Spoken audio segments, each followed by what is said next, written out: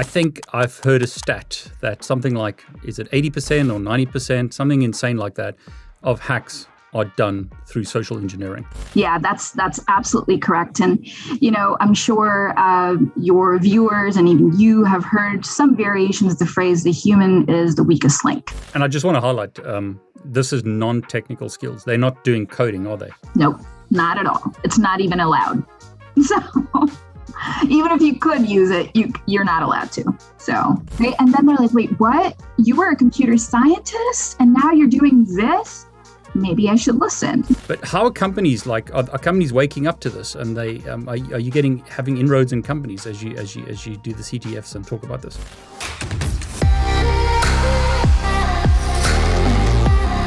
Hey everyone, it's David Bombal back with a very special guest. I've got a doctor with us. So, Aunshul, can you introduce yourself, please, and do a proper job because I do a terrible introduction. Sure. So first off, David, thank you so much for having me on your show. Super excited to be here. So a little bit about me. Yes, I have a PhD, and I'm an associate professor with the Department of Criminal Justice at Temple University. I also direct a lab called the CARE Lab. CARE stands for Cybersecurity and Application Research and Education. Those are the three, I'd say, most important things to me as a educator, as a researcher, is how can we take the work that we do and actually apply it, be it for education or that has wider benefits to the community. And I also work a lot with nonprofits. So I work with Black Girls Hack, Raíces Cyber, the Intertribal Education Foundation that cater to cybersecurity, education, research, resource allocation, and all of that to several underrepresented communities. I love doing social engineering competitions. So this is something new for me that I've gotten into.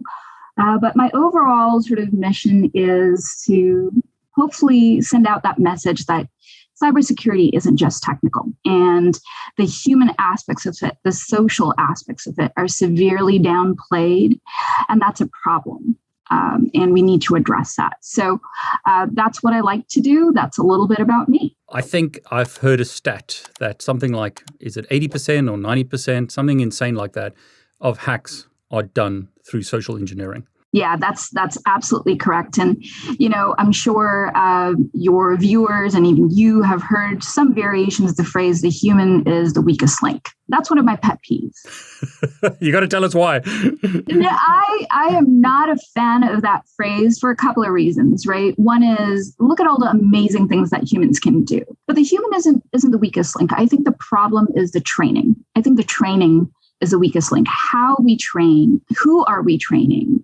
How are we measuring the effectiveness of that training? So all of these things, I think, are the real issue. And if we don't really understand that, I think it's extremely unfair to then blame the human as being the problem. And related to social engineering, I think one of the most important things also is realizing that, adversaries aren't going to just look for technical people and say, oh, I'm going to go target them, Yep. Right? There's no discrimination in that regard. They're going to target everybody. And so cybersecurity then is no longer optional. It's no longer just for the tech folks. This is a general cyber hygiene, if you will, issue that that we need to address on a more broad spectrum, right? Not necessarily just through traditional educational institutions where I'm housed, for instance, but also broader. How are we educating the community? How are we educating the elderly, right? Or the disabled, or because they're all equally likely to be targeted. Well, I've got an email from Geek Squad that you're going to renew a prescription for $300, and I've never had this. This must not apply to me. We got a lady, she's saying she's never used Geek Squad. I'm listening in on this.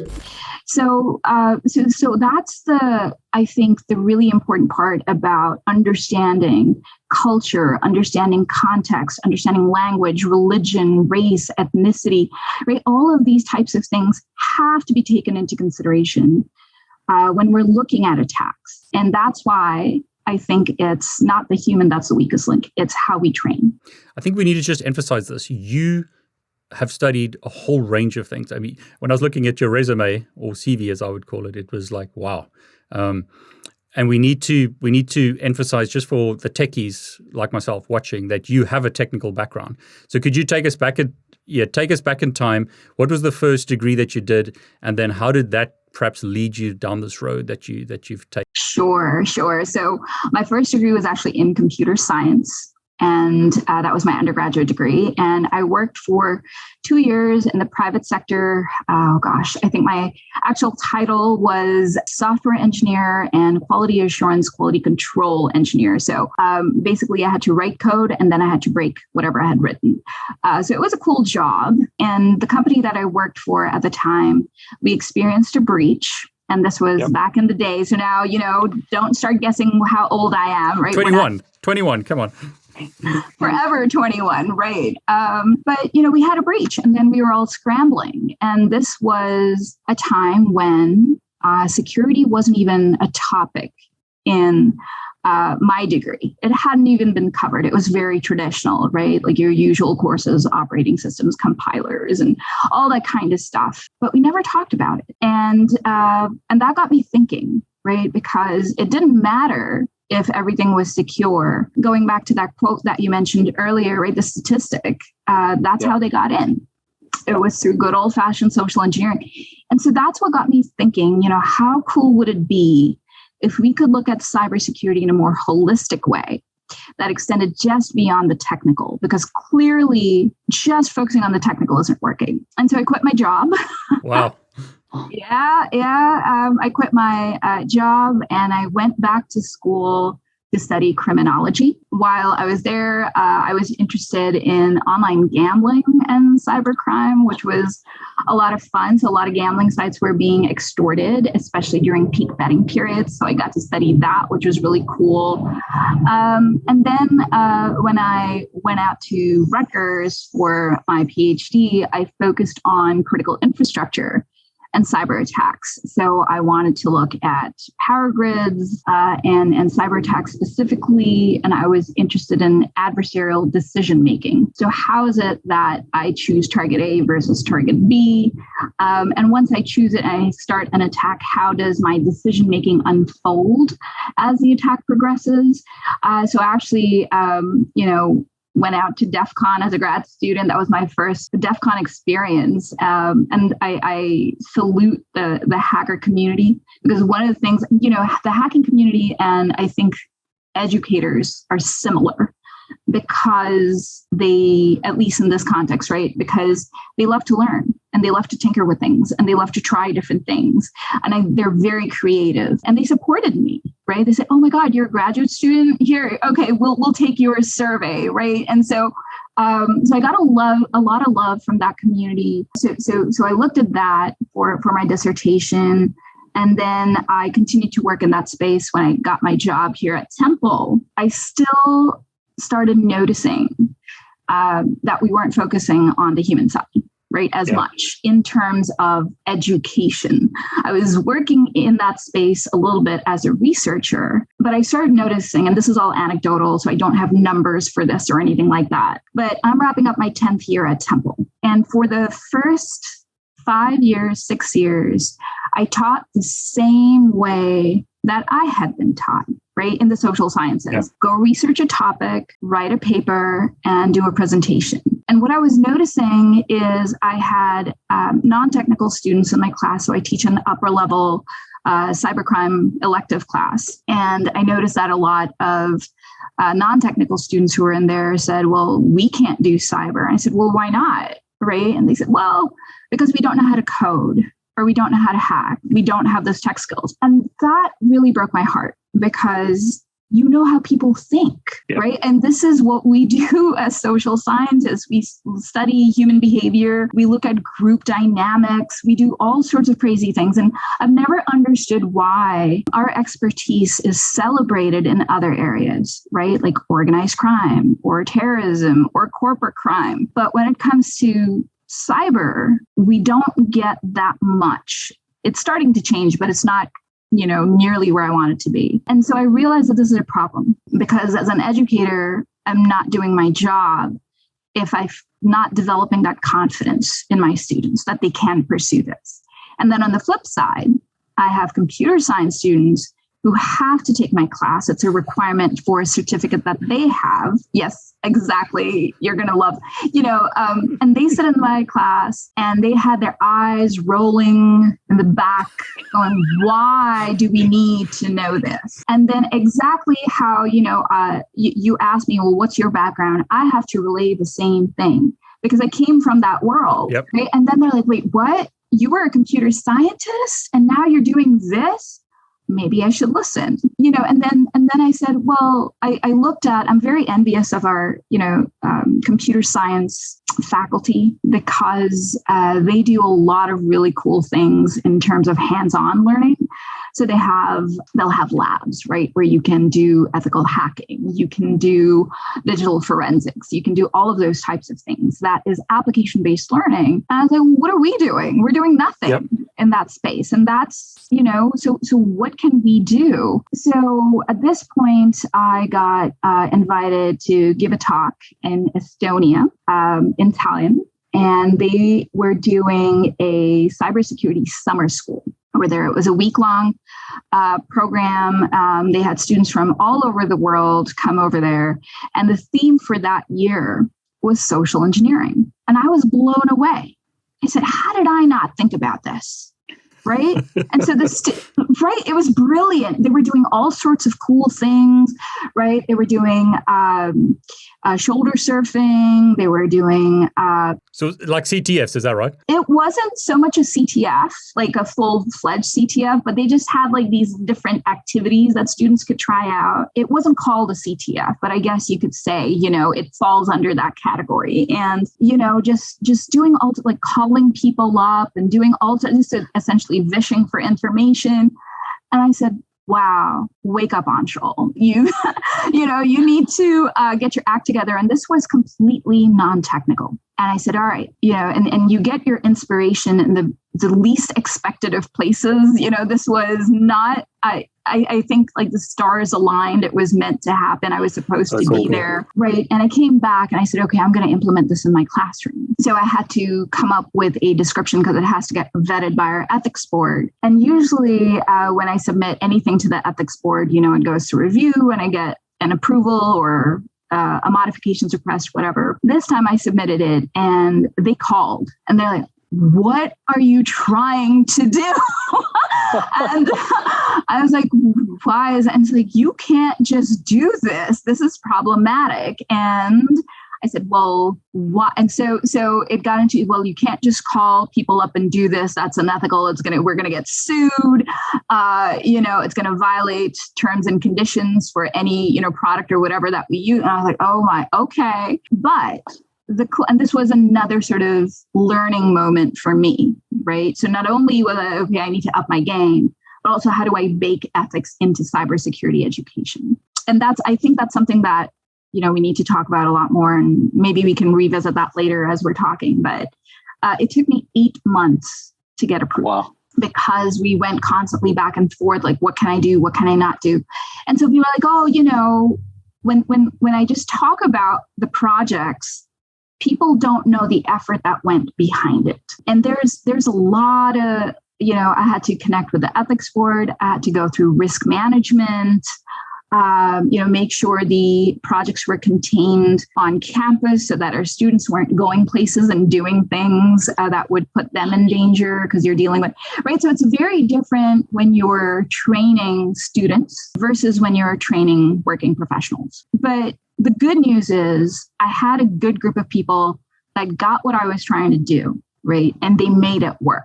And so we started doing these projects in classrooms. So we started doing like shoulder surfing. So there was another instance of the honey pot, okay, again, where you have the bait. So he has someone sitting down, someone from a rival team come to show that he's got somebody else, right? So he's bragging.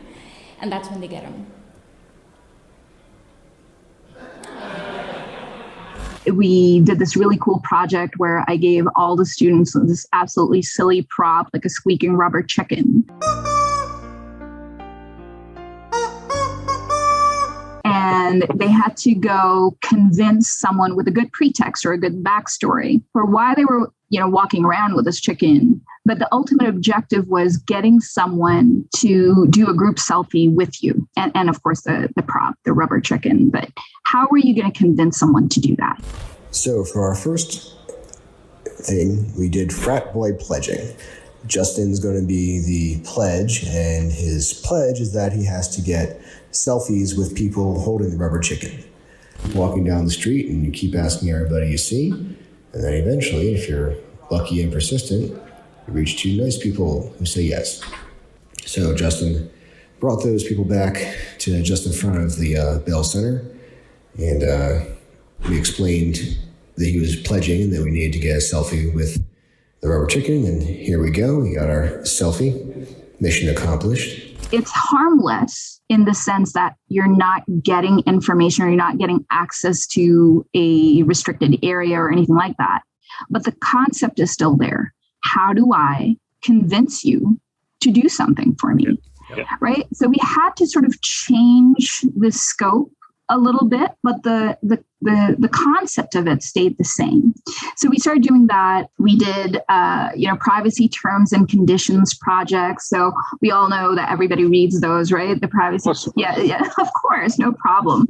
And so then students had to come up with a fake product or service, and they had to go on campus and convince people to sign off for this product or service, but they had to agree to terms and conditions. And unlike the real ones that are out there that are pages and pages and pages long, this was just a one-pager. And somewhere in there, they had to embed a really silly sentence, like, I plan to howl at the moon every midnight, or, things that, but they had to embed it in there. And then they had to go and convince someone to sign off on this, right? So just some random person on campus. Just random person on campus. Wow. That's it. Once they signed off, which they almost always did, they then had to disclose, right, that this is fake, this is for a class project. And then they had to interview them to ask them, hey, well, why did you sign up for this? Right. So one project alone did three things.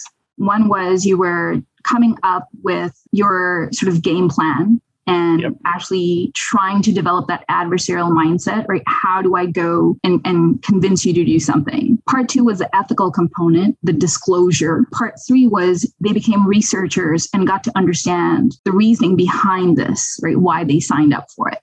And when students what I do is I just set the scope, right? I'm like, here's what you can and can't do. And make sure, everything's ethical. If you're not sure, run things by me. But you have complete creative freedom in terms of what pretext you want to develop. How are you going to do this? All of those kinds of, and I found that when they have that creative freedom, they get so excited about it. It's very empowering. And then they come back and be like, hey, did you know that this works really well, right? And they all sort of share these moments in the classroom. So we've done pretexting, we've done shoulder surfing, and of course then the pandemic happened. So we switched to phishing, vishing, open source intelligence. And it's gotten to a point now where the ethics board, when I submit an application, they're like, oh, it's Aunshul's, who wants to take this one, right? Because it's always going to be different. It's going to, but it really does take so many people behind the scenes. So yes, I sort of offer these projects, but your ethics board is so important. Your risk management unit is so important, and there's a lot of people behind the scenes.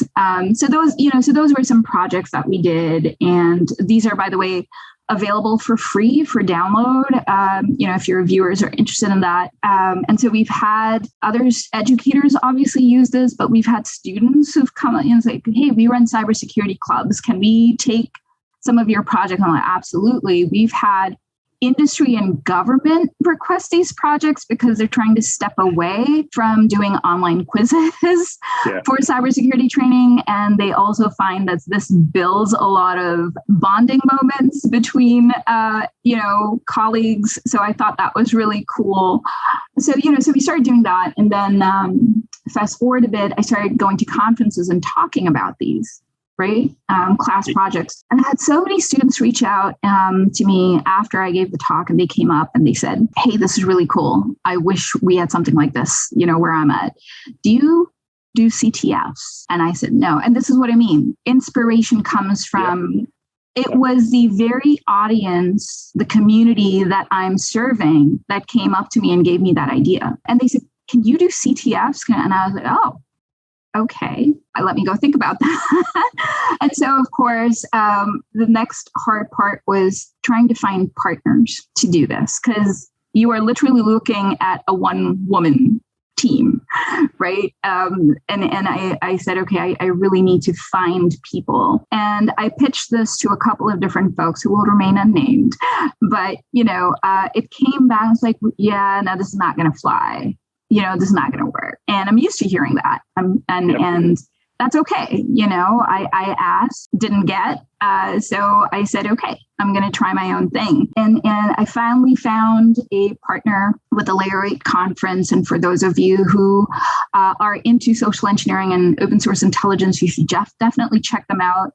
It's happening in Rhode Island this October. But, I went up to Patrick Collaborative, who's one of the co-organizers, and I said, hey, what do you think? Do you want to do this with me? And he said, all right. And it was literally just like that. And we hosted our first collegiate social engineering Capture the Flag in October of 2020, which was really, really cool. And we had predominantly computer science teams submit applications. Like I'd say 98% of the applications were from computer science students, which was interesting to me, right? Because I wanted to create something that was open to everybody.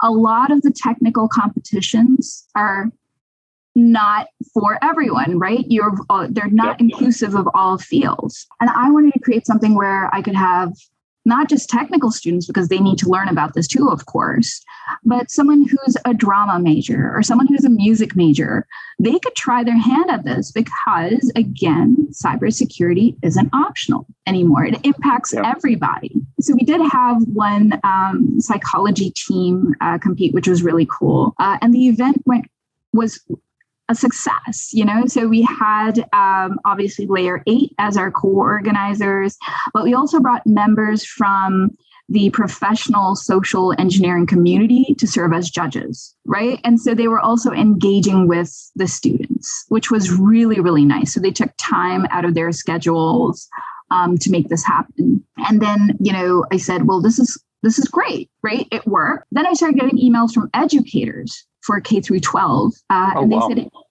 they said, do you have anything like this for high school students? Now, I only work in the higher ed space. So I said, I don't, but let me go think about this. Plus now we're getting into working with minors, which raises a whole bunch of other, concerns. I also had graduate students reach out and say, well, why is this only for undergrads? We want to do this too. So I applied for a grant with the National Science Foundation on precisely this, right? Social engineering and cybersecurity education, which did not make it through the first time. It was rejected, but then I tried again, made it better. And it did get funded last year. So now what we do is in the summer, we have competitions that are for high school, undergrads, and graduate students. And we are keeping our October one with the Layer 8 folks just for undergrads, where you can work with professional social engineers. So that's still going on. So our summer competitions are interesting because we work with a lot of nonprofits. So we're working with MITRE ATT&CK, who are very intrigued because I wanted social science students, non-technical students, to learn about the attack framework, right? This is something that's used extensively. This is part of their training as well. And so I started speaking with Adam and Jamie with the MITRE ATT&CK team, Jamie Williams. He said, wait, you're trying to use attack for social engineering? We're intrigued. Yeah, we're in. And then we had folks from CISA with Department of Homeland Security. So I had Austin Cusack over there who's like, yeah, we've never, can we come play? And I said, yes, you can, please, right? So this was really, really cool for me because it's been exhausting, David, right? Because yes, it's a lot of work that people don't know about, but it's been frustrating and exhausting because I get this disconnect, right? It's almost like the industry says, no, the human is the weakest link, right? Or we need to focus more on the human side, but then they don't really give us the space to do that or the support that we need to do that. We have this phrase here, it's like, oh, do you get a seat at the table, right? And I feel like social science as a field, like as researchers and educators, we don't get a seat at the cybersecurity table. We don't. And I honestly am at a point now where I just don't have time to wait for that anymore. So I said, you know what? I'm going to build my own table. And I like it. You can bring your seat if you want. Hack the system. Right. And it's there's so much bureaucracy, there's so much red tape, there's all these hoops that I have to jump through. And I really don't have time for that. So we built this table, right? And the social engineering competitions, and sure enough, people started to come. So like I said, we had CISA, which was really cool, MITRE ATT&CK on board, which was wonderful. We started working with the folks at NICE, National Initiative for Cybersecurity Education. So we mapped our competitions to their NICE framework KSAs. So that really was an interesting experience. And they have some wonderful folks there. If you don't know them, you should. Like Davina Pruitt and Marion Merritt and Susanna Barraza. They're wonderful. And then the last thing we needed was money. Right. Always. So I cleared like the ethics stuff. I cleared the risk. I found the good people, the right people, but I need money. And people are like, well, why do you need money? You have money from NSF. And this is what people don't know, or maybe they're not aware of, is when I get a grant, and this is not just unique to me, this is for most academics at research institutions. When you get a grant, the university takes 60% in overheads. And this is going to vary depending on the institution you're at. Some places it's more, some places it's less, but a good portion of it is gone. And then I have to support graduate students who will be research assistants. I have to cover their tuition. I have to support undergraduate student researchers, because that's why I got into education. I love working with students. And after all of that is gone, there's really not much left in terms of either prize monies for students, compensation for the judges who are donating their time, right? So how cool would it be if I could pay them? And they've never asked for the funds, right? The judges, they've never, no, we'll do it for free, but it helps, right? It's some way of this educator to thank them. I reached out, it was cold calls at this point, which is also very hard when you're trying to secure sponsorship, because if it doesn't get into the right hands, it's pretty much gone. But last year for our summer competition, we had Google and Duo Security financially sponsor our event. And 100% of those monies, all of them, went to the students. And the good news with sponsor funds is no overheads come out of that. And so 100% went to the students, which was lovely. We also had some Googlers engage with the students last year as part of the competition.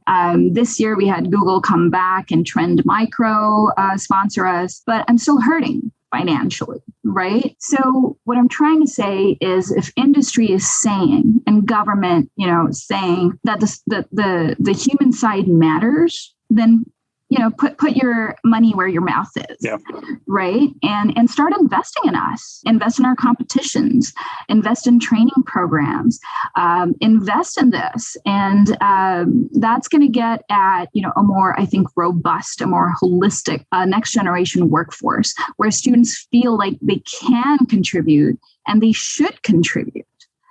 So these are, some of the really cool things in terms of a journey, right? This started in 2017. We're at 2022, and 5 years come a long, long way. And I want to do so much more. One of the things, like I said, I'm very interested in developing these partnerships, right? A nexus, if you will. So we talked about industry, government, nonprofit, and with the hacking community. Like I said, some of our judges for a competition come from, the DEF CONs or social engineering community.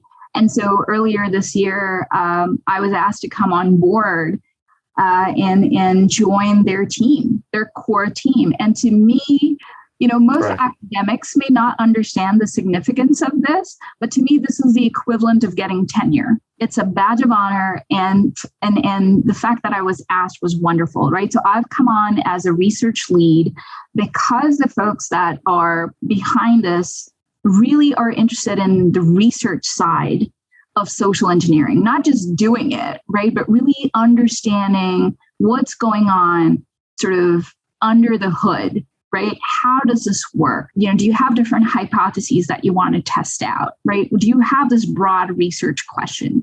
So the fact that they are willing to now get into that space is something that I really, really I'm excited about. I want to leverage that, right, to further sort of what I'm trying to do as well. We actually are going to have a component, I think on Saturday. Snow and JC, if you're watching and I got this wrong, I'm sorry.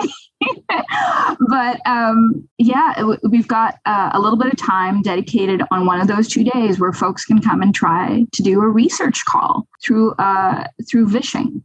So that was, I think, a really big step forward for me as a researcher and an educator. I just think it's insane that not more resources are put to this, and that you're struggling with resources. I mean, that's insane, because they need people to teach social engineering or the effects of social engineering, and that's more than just like sending some dumb phishing email. Yeah. And there's some really mean ones that are out there too, right? That especially targeted folks when they were struggling during the pandemic. Exactly. It's crazy.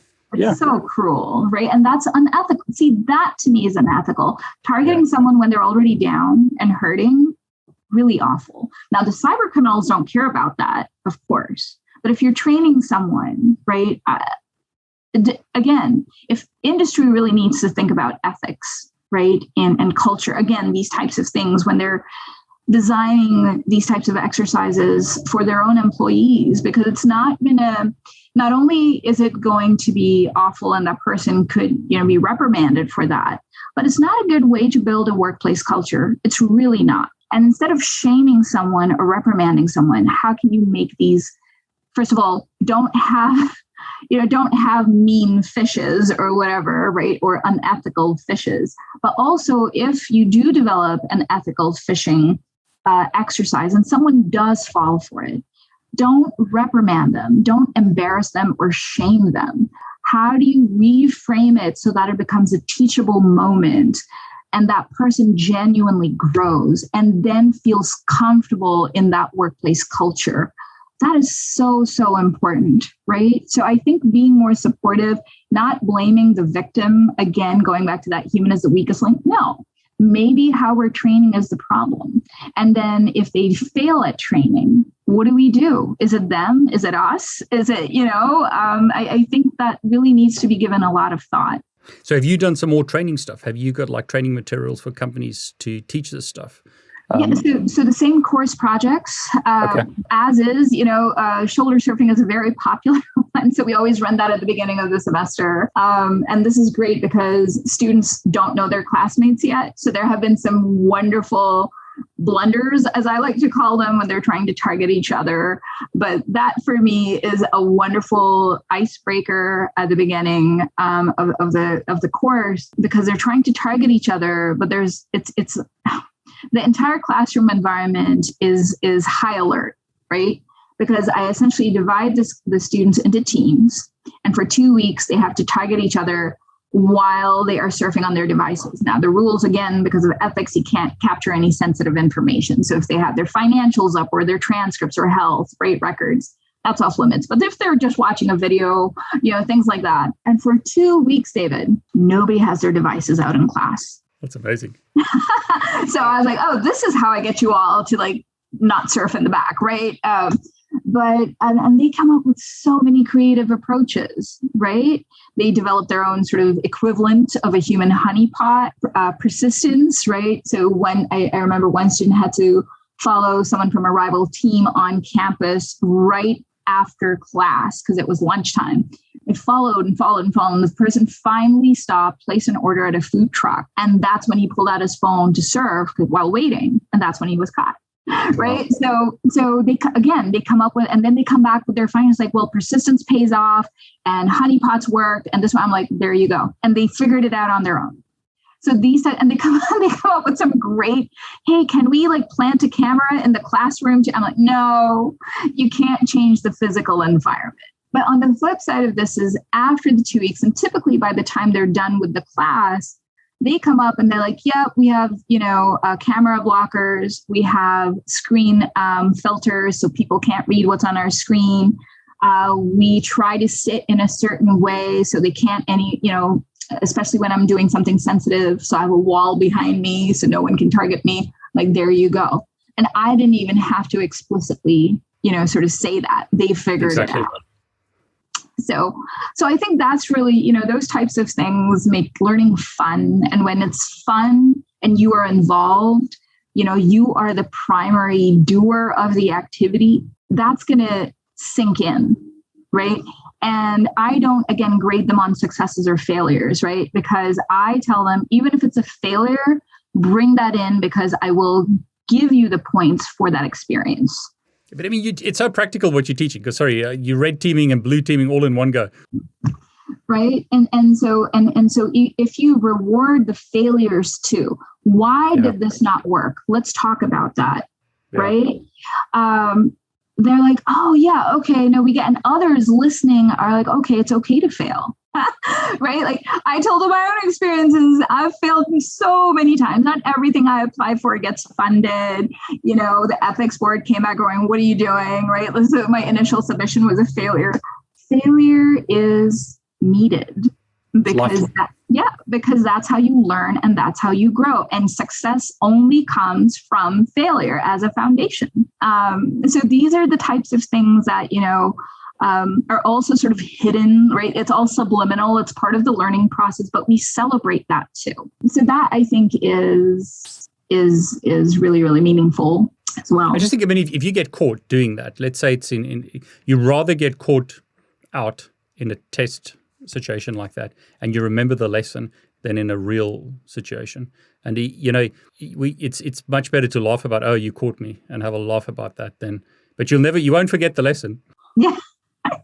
Yeah. And, as I like to say, take what I end the class every semester and I tell them, take what you've learned and go do good things with it. Because there's a lot of bad people out there, but you have the power to protect your family, your colleagues, right? Your, local communities. So it's an empowering feeling to take the skills and then go and do good things with it.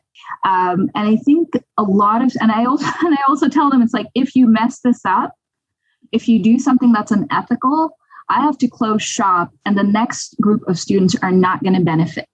Yeah. So for your students, for your sort of community, the student community, don't mess up. And when you put that responsibility on them, they take that very, very seriously. And I just want to highlight, this is non-technical skills. They're not doing coding, are they? Nope, not at all. It's not even allowed. So even if you could use it, you're not allowed to. So yeah, it's fantastic to hear the story. And the fact that you went from like really technical into this part is amazing. I use my wife as an example. She hasn't got technical skills. She's not technical. She's more in the arts. But she can walk into a room and just sum up everyone, just like that. I have no clue, and I'm technical. So in your classes, how did it go? Or in like some of these CTFs, how did the psychology group do? Or in your classes, how did the social science type people do versus the techies? Because if I think about most technical people, they're like me. They want to be behind a computer screen in a dark room. They're not really necessarily that good at the social engineering part. Yeah. So the psychology team actually came in second. So that was our inaugural competition in 2020.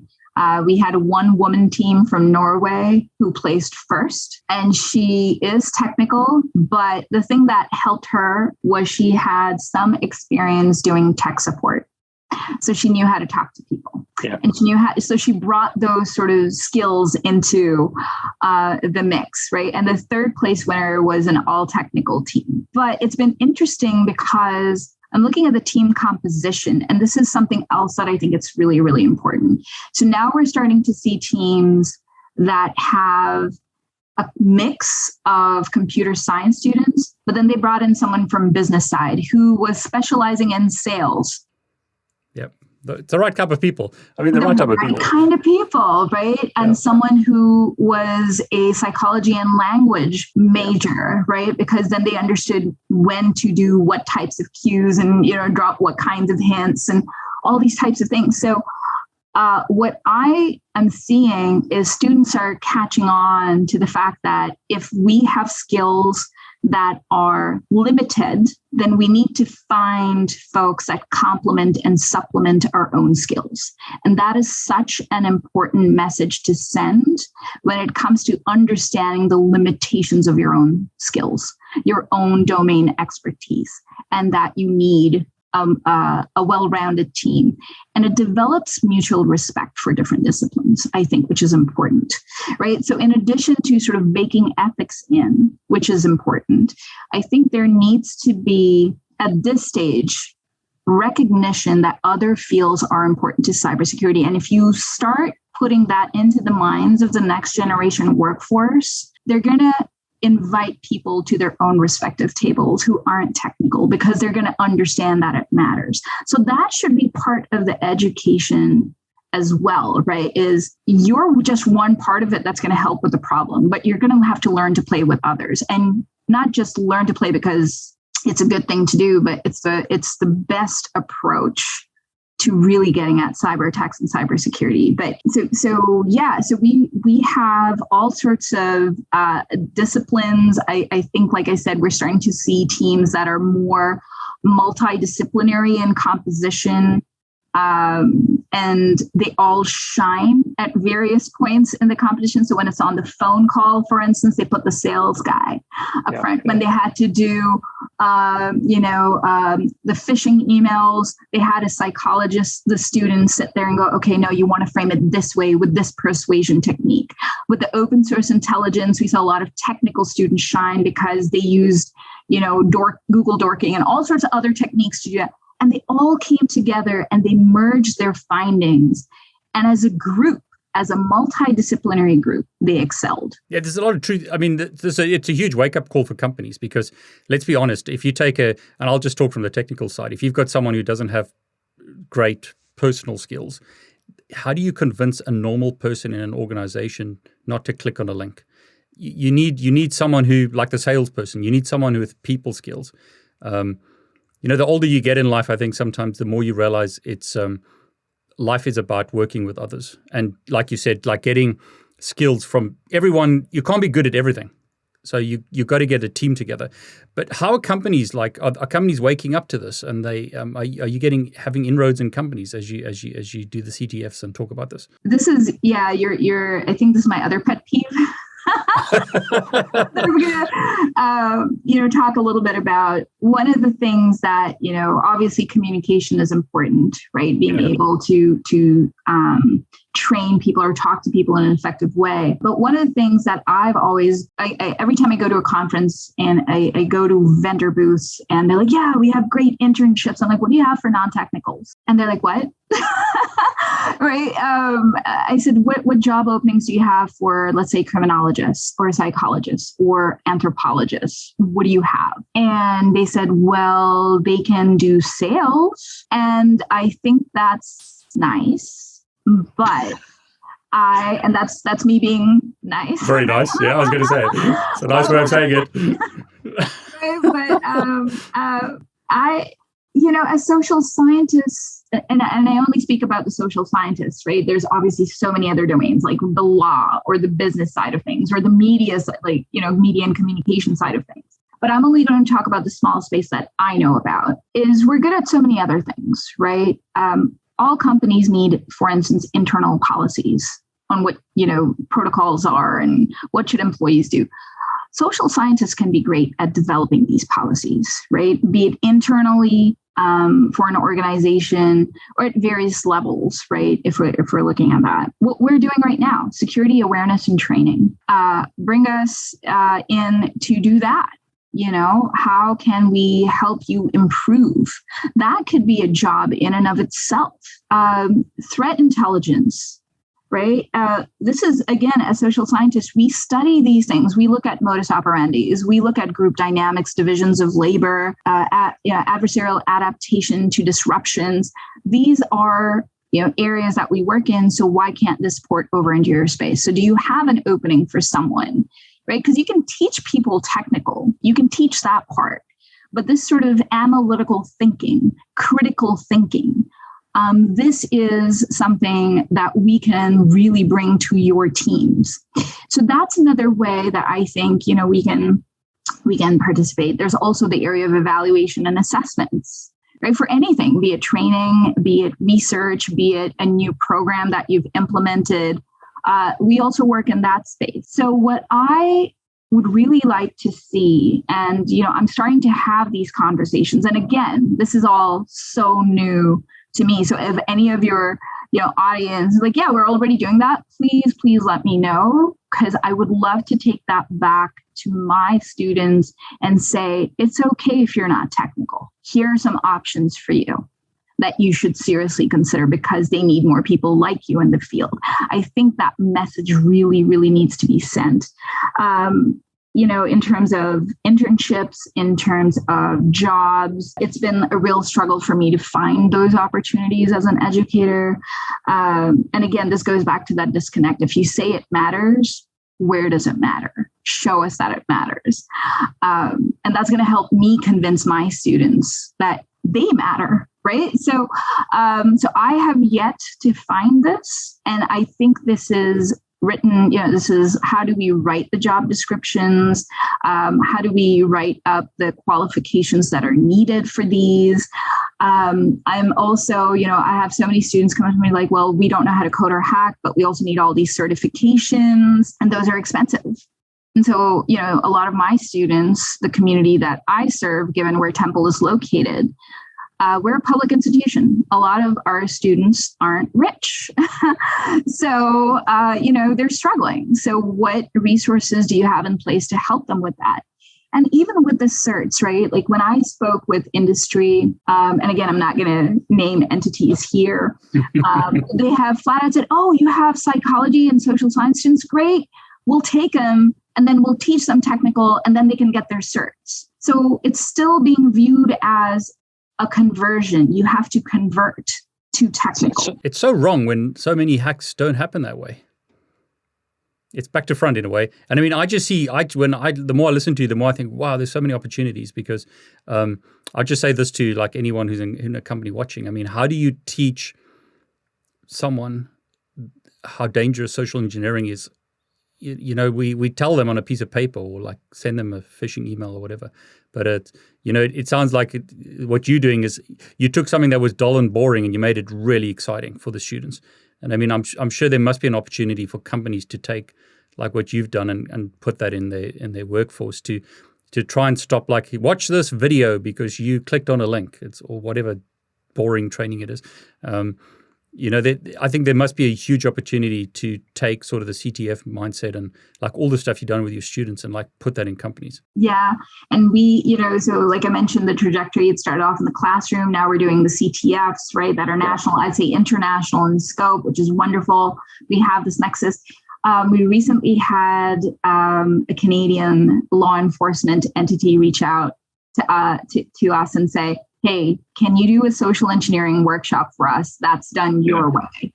And we said, sure. And so this, the students, the law enforcement folks were like, oh, we're already social engineers. I'm like, yes, you are. Because when you're looking up missing persons, you're doing OSINT, right? Yeah. When you are, putting those clues together in different ways, right? You're talking to people to unearth information.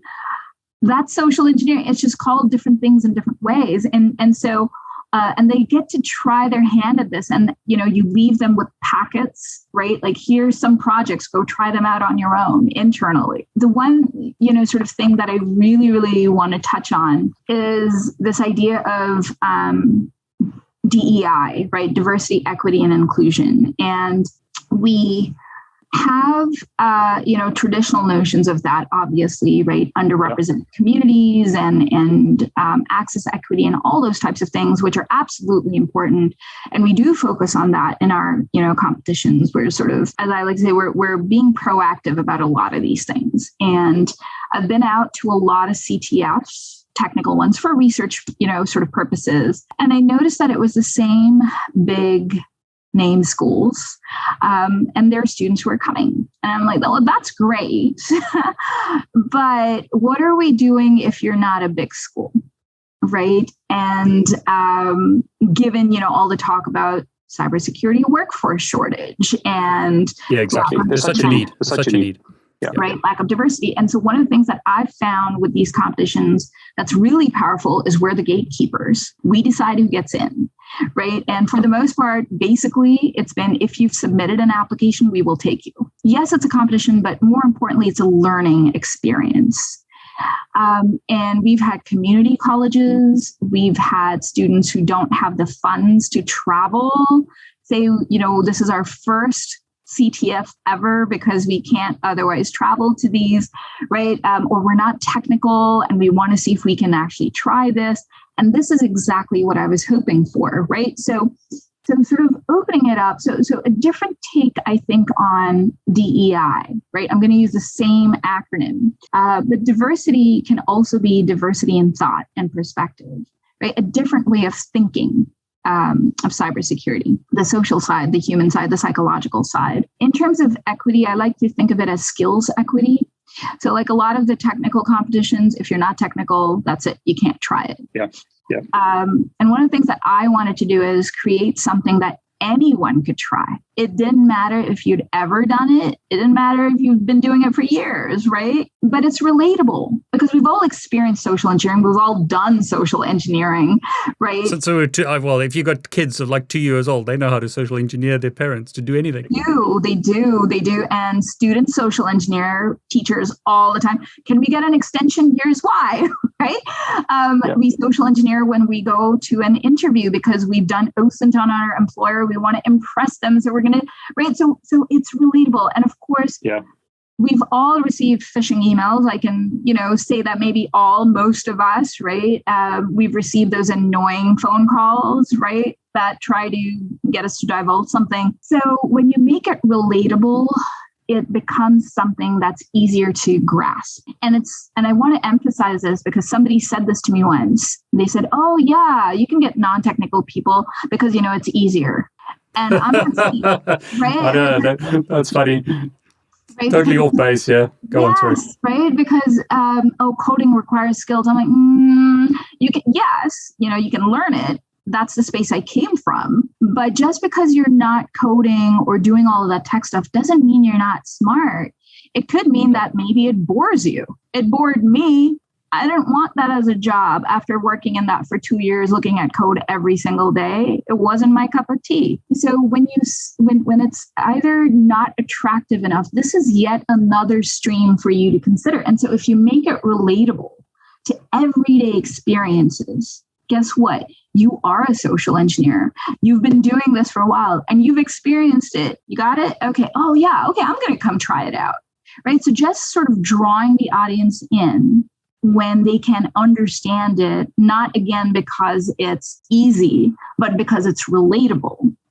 And then the sort of I aspect of it, right? The inclusivity of it. So making all disciplines feel welcomed and valued. Again, not necessarily, you can come into this space and use it as a stepping stone to something else, get your certs, which again, you can if you want to. But it shouldn't be framed that way. That, social engineering is a stepping stone to something that is more serious or technical or that's needed. It's its own thing in its own right, and respect it for that. And actually get the tech folks to come again, work with you on this. So these, I think, this understanding of DEI is really important in addition to how DEI is as we know it today, right? Like the traditional aspects of it. I love it because, I get this question all the time. Am I too late to get into cybersecurity because I'm 25? or, like, come on, or like I'm 35, or I'm 45, or I'm 55, or whatever the age is. Am I too late? I really find it interesting. But is it too late for me? Or I get this a lot on YouTube comments as well. When I look at, I don't want to mention names, but there's some amazingly good technical people out there. I could never be that person. So what hope is there for me? And I think what you're raising here is really important, is that there's a place for everyone. Not all of us are great at like malware or reverse engineering code or creating Python scripts or whatever it is. But I it's so funny because I just think of my wife every time we talk. Everything that you've been saying, because she would be a brilliant at social engineering because she just can read people. I'm not as good as she is. And whenever I come to like anything like business decision or something, I always ask her because she just has this intuition and this way to read people. And I think companies are very. I'll just say this bluntly because this is my opinion. Companies would be dumb not to let people like that help them better secure their businesses, because I was reading some of the interviews you've had in the past, and you mentioned it briefly, like getting into the adversarial behavior, like understanding how an adversary tries to, if they get stuck, how do they change direction, stuff like that. It's so important to understand what that person is doing because it's a person behind the hack.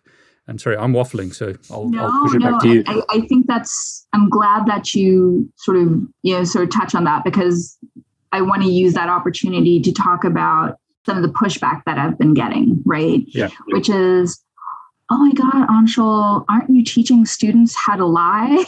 Yeah, I was going to ask you, what are the ethics? You're teaching your students to be, is it black hat or is it white hat? Well, what are you teaching them to do? Like steal money? Hopefully not.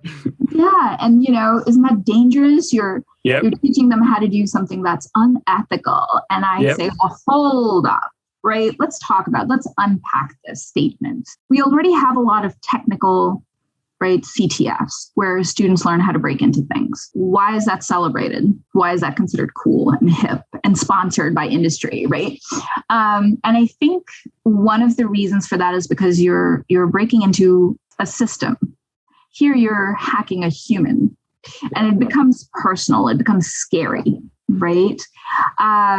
So yes, I'm glad we're talking about the ethics side of things, but let's talk about why this is still important. Not talking about it is a lot worse, because if we don't teach it, that doesn't stop social engineering attacks in the wild. It's still happening. Exactly. Yeah, all the time. Right? So wouldn't you want the next generation workforce to really understand this? With regards to that adversarial mindset, understanding how they think, how they pivot, how they work as a team, understanding divisions of labor, all of these things. If you understand this, then you understand how they think, operate, right? And the best defense is a good offense, right? And that's a phrase that the technical community is very familiar with. So let's understand that, right? And because if you develop that adversarial mindset, not only are you going to be a better designer, right, of systems of code or whatever, because you're thinking about these things, you're also going to be a better defender of systems. I also push back with saying, you're right. If we leave this without any scope or discussion of ethics, that would be unethical. But let's talk about ethics in the classroom. Right? Let's teach ethics. So for all students, doesn't matter what your background is, if you are enrolled in my class, you have 2 weeks to complete your ethics training, otherwise leave. So students have to complete ethics training. We have those modules for students. And then it's not just one and done, right? Like, oh, you took the training, you got your certificate. Great. No. Here's your first project. Go convince someone to take a selfie with you. How are you going to develop a pretext where you can't use coercion, you can't use aggression, you can't use these? Why? Because that's unethical. So let's talk about that continuously throughout the semester as you develop your various projects. And once you've done everything, written it up, before you go implement it live, right, in the field, I want to see everything. We're going to have conversations about this. So if you can bake that into every aspect of the hands-on experience, you are forcing students to think about these things not because your grade is associated with it. And this is what I tell them, right? Yes, I have to do the, obligatory grade you component, but think about it from a slightly different perspective. You are going to walk out with a well-rounded understanding of the connections between ethics and social engineering and research and all of these things. So you're actually going to win when you come out of this class. And when I start doing that, the computer science students who at the beginning of this semester were rolling the eyes in the back of their head, within 3 to 4 weeks, they're like, okay, this is cool. I don't have to do anything beyond these points. It's all about how do you get the students to have those aha moments on their own. There is no better education than that, right? Yeah. So if we do these types of things, that's the way I've been pushing back. And all of our competitions, right? All of our course projects, everything that we do in the classroom, everything has been vetted by the ethics board. Everything's been vetted by the risk management unit. So a lot of these things, like I said, we need to really weave that into our education. I think it's great. I mean, I think the question in the back of my head always is, okay, you've convinced me. How do I get involved? So let's say I'm not going to your university. I'm based in the UK, or I'm based in India, or somewhere. How do I get involved, or how can I? Can you give us some links or some pointers? How can companies get involved? I'll put a whole bunch of links below, but perhaps you can just talk about it. I'm an individual. How do I get involved? Or, I'm interested in cyber. How do I get involved? Or I'm a company. How do I get involved, et cetera? Yeah, sure. So if you're an individual, and you want to learn about this, right? Some of the basic ways is just pick up a good book on social engineering, right? And just read, consume. There's a lot of great podcasts that are out there, and we have these resources on our website. So I'll share those links, of course, with you. So you've got a list of books and stuff that I can share, yeah? We do, and this was, again, I can't take credit for this. This was from the community, right? So when we have the judges that come and engage with the students, and the students say, well, what should we read? So we started creating a list that came from the experts in the community, right? So it's a list that they recommend. So stuff like this, yeah. Yeah, right. So all of these types of things. So that's a good starting point, and that's one of the things, right? Is keep reading. Always, you should have a voracious appetite. Just keep reading. And I'm not biased as an academic at all when I say that. Not at all. Not at all, no. But other ways, right? So if you are located outside the US and you're like, I want to compete in our CTF, great news. We have had international teams compete. So we had students from Norway, we've had students from the UK, we've had folks from Kenya, compete, which was really awesome. So it doesn't matter where you are, where you're located, as long as you have access to the internet and you can commit to the dates, put an application in, right? And That's great. So that, again, this gets at accessibility, geographic accessibility. Our events are not only open to folks from different fields, but also from all parts of the world. If you are a little, I don't know if I want to try a CTF right now, I just want to try some of these projects in my classroom. We have the course projects available for you, okay, that are free for download. Just give us it's an online form. We just ask you who you are, where you are, and what do you hope to gain out of this, and then we process them in a few days, and then I or someone from my team will, give you the resource. But use those, try things out. So there's that option as well. If you can make it out to the DEF CON social engineering community, right? That's a great place. So if you're like, I don't know if I want to try it out this year, I just want to listen, just come and listen, right? Go check out the Vish contest that's going to be happening, or listen to the talks that they're going to be given. The other conference I mentioned, Layer 8 conference, that's another wonderful one. Come out and just open yourself up to different ideas. Like, what are people doing in this space? And, is there something that really excites you? And like I said, the hacker community is wonderful. If you are willing to learn and take the initiative and you get stuck, you can reach out and you will hear back. So, those are some of the ways. So that's from, at the individual level, at the student level. If you are, if you're an educator, right, and you're trying to figure out what to do, So we have free educator workshops for social engineering. They have been virtual, obviously, because of the pandemic, but we might still continue that. But what we do, and these are open to educators in middle school, high school, 2 and 4 year institutions, right? We have some funds where we can compensate middle and high school teachers because we know budgets are tight. So we're trying to support them. But what we do in these workshops is we will arm you with slides that you can go plug and play in your classroom. You get to hear from former students who have completed some of the projects, right? So you get to hear from a student's perspective, what they liked, what they didn't like, all of that kind of stuff. And then towards the end of the workshop, you actually get to try one of the projects in the workshop. So you as an educator know what your student will be experiencing, right? So we do these types of workshops.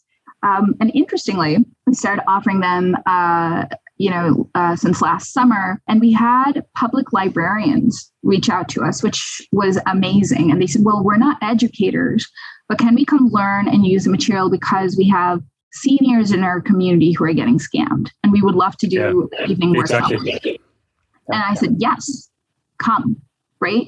And this again is it's not just traditional education. And that's what I want to say, right? When you can work with your libraries, when you can work with community organizations or after school programs, things like that, where you can not only educate the students, but also their parents, community leaders, public librarians and the communities they serve. I think that's how we can really start expanding and getting into cyber hygiene, and going back to cybersecurity is literally everyone's responsibility, right? It's kind of like, I don't know if you had this growing up, but for us growing up, we had those required classes in school, right? Like learn to manage your finances or learn how to cook a quick meal or, those types of things. Well, this should be part of that, right? It really should be. And so that's something that we've done for educators of all, again, not just traditional, because there's so many different forms of educators that we can cater to. So we've welcomed them into our environments because our missions essentially align, right? For industry, one of the ways to get involved, please sponsor us. So if companies want to, get involved, how can companies get involved? Could you give us a link, something that I can put below, so perhaps they can sponsor you or, help in other ways? Yeah. So there's a couple of ways that I would love for industry to get involved, right? One is obviously we're in dire need of financial support. So the good news, like I said, 100% of sponsor monies go to the students, either in terms of prize monies or swag or food, right? Hopefully we are in person someday. I would love to be at a point where I can cover students' travel expenses, right? Cover their housing, their meals. So that shouldn't have to be a factor in someone's decision whether or not even to submit an application because they just can't make it. So I think financial support would be wonderful. Another way that I think companies can help is if they have internships or job openings for, non-technical students, because not only can that be a pipeline, right, for us, from educators, like educational institutions to the workforce. But I think it also cements that message that, I've been trying to send out, right? Which is, it's okay if you're non-technical because guess what? We need you, right? Not because you can come and then get the certs and go do technical, right? Because, to a certain extent, you need to understand some of the technical parts of it, but you don't need a deep dive to still do meaningful and valuable work. So that would be, I think, a second way that companies can help. And then the third way is come engage in our competitions, right? Be a judge. So like I said, when Google participated last year, they were actually worked behind the scenes and they went undercover and engaged with the students. Students had no idea, right? And then that was disclosed during the closing ceremony. So there's lots and lots of different ways, I think, for companies to get involved. So those, I think, would be my top three if I were to come up with a wish list. That's fantastic. You're building this amazing new table, as you put it earlier. Like, don't come to the table, you're making your own. Where do you see this going, or where would you love to see this go? I would love to expand this. I think like some of the other competitions, the technical ones that they have regionals and then the nationals, I would love to see there. But but I want this to grow so that it's not cannibalized or hijacked by technical people. Yeah. Okay. Again, this is not to say that I don't want to sort of be a hypocrite, right? And say, oh, it's inclusive for everybody, but we don't want to grow with computer scientists because, right? But what I'm trying to say is I want this to grow with, can we have someone on the West Coast who is in arts and theater who says, you know what, we would like to be your partner organization and help grow this. So those would be some of the best social engineers. Think about it, right? Like Yep. If you could do improv, right? Or we would love it if it was someone from psych or, so if I do want to grow, I want to grow being mindful of who we're bringing to the table, because are they going to get it? Right. So that's something that I would love to see, is for it to grow organically, but also in a very thoughtful, well thought, like really, really, who are we bringing in without this turning into something else? So that's one of the ways that I would love to see this grow. Another thing that, I have to struggle with, like I said, in terms of funding. So the grant that I have is a 3-year grant. So we're fine up until next year, right? But I would like to stop expending my energies continuously going up to sponsor, like, can you fund us this year? Can you fund us this year? Right? Like it's time taken away from whatever else I want to do, which is, let's say, now trying to do this as part of community engagement and giving back to the community, just in, let's say, Philadelphia, where we want to work with community leaders and work with educators and librarians and things like that. So if I can free up, right, that time that goes towards securing sponsors every single year.